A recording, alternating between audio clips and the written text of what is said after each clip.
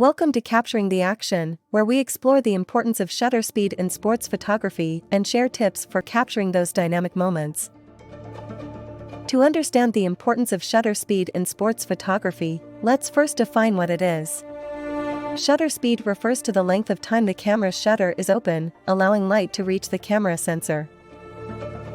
In sports photography, freezing the action is crucial. A fast shutter speed allows you to capture sharp and crisp images of athletes in motion, freezing the moment and showcasing their athleticism.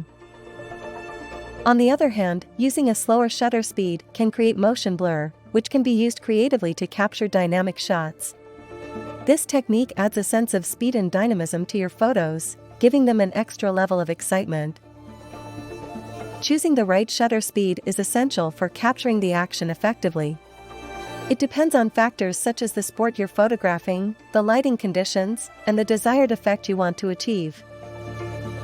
Now that you understand the importance of shutter speed in sports photography, let's dive into some tips and techniques that will help you capture those dynamic moments with precision and creativity.